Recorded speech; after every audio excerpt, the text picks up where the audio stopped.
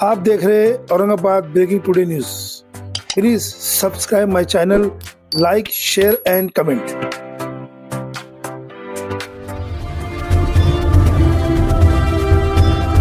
विजय असो, संत साईना महाराज का विजय असो, संत साईना महाराज की जय जय शिवाजी, जय शिवाजी, छत्रपती शिवाजी महाराज की जय जय जय जय जय जय भवानी, जय जय जय जय जय शिवाजी, जय जय जय जय जय भवानी, जय जय जय जय जय शिवाजी।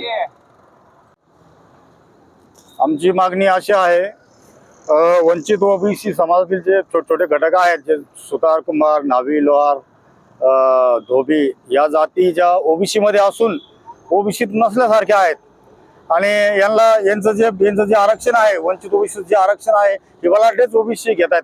यांना कुठेच राजकीय नेतृत्व नाही, शैक्षणिक नेतृत्व नाही आणि नोकरीमध्ये कुठे नेतृत्व नाहीये। हे चारही बाजूने मागासलेला समाज आहे, आर्थिक दृष्ट्या मागास आहे आणि शैक्षणिक दृष्ट्याही मागास आहे आणि सामाजिक दृष्ट्याही मागास आहे। या कारणाने यांच्यावर पिढ्यानपिढ्या अन्याय होत चाललाय। तर या वंचित ओबीसीला मुख्य प्रवाहात आणण्यासाठी आम्ही हा लढा लढतोय।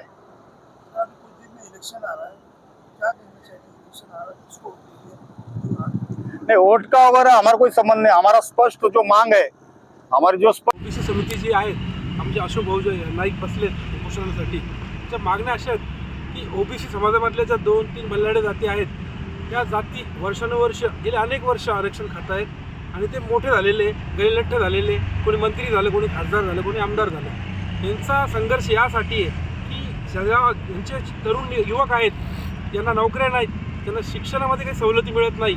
अशा तरुणांसाठी यांचा हा लढा आहे आणि या लढ्याकडे शासन सतत दुर्लक्ष करत असून हे जे लोक बसले हे संख्येने जरी आता 10-20 असले तर उद्यापासून किंवा आज दुपारच्या नंतर इथं खूप मोठा मायक्रो ओबीसी समाज आहे, तो जमा होईल आणि शासनाला यांची दखल घ्यावी लागेल। हे शासनाने लक्षात घ्यावं आणि यांच्या ज्या आमरण उपोषण सुरू केलेलं आहे त्याकडे शासनाने लक्ष द्यावं। चौकामध्ये रस्ता रोको आंदोलन केलेलं आहे। त्या आंदोलनात शासनानं आमच्याकडे दुर्लक्ष केलेलं आहे। त्या आंदोलनाला बी त्याला हे केलं, त्याच्याकडे पाठ फिरवली, त्याच्याकडे लक्ष दिलेलं नाही। त्या अनुषंगानं आम्हाला त्यांनी न विचार केल्यामुळे आम्हाला हे उपोषण करावं लागत आहे। आणि जर ह्या वेळेस बी त्यांनी याला कधी उपोषणाला त्यांनी सहाय्य नाही केलं तर आम्ही थेट मुंबईला गाठणार आहे। अंकुश नाईक।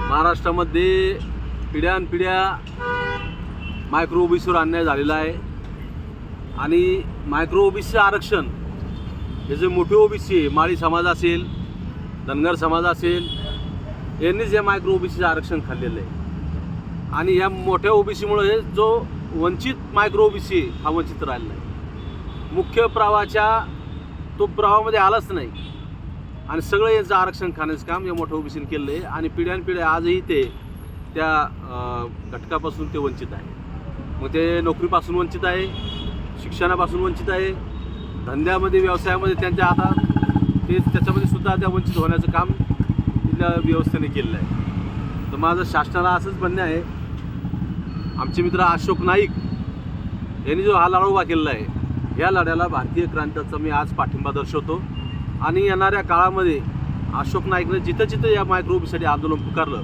तिथं भारतीय क्रांती दल सक्षम त्यांच्या पाठीला खांद्याला खांदा लावून त्यांच्या पाठीशी उभा राहील अशी मी ग्वाही देतो। आणि जोपर्यंत यांना न्याय मिळत नाही तोपर्यंत आम्ही ओबीसी सोबत कायम आहोत। माझं नाव शैलेंद्र मिसाळ, भारतीय क्रांती दल राष्ट्रीय अध्यक्ष।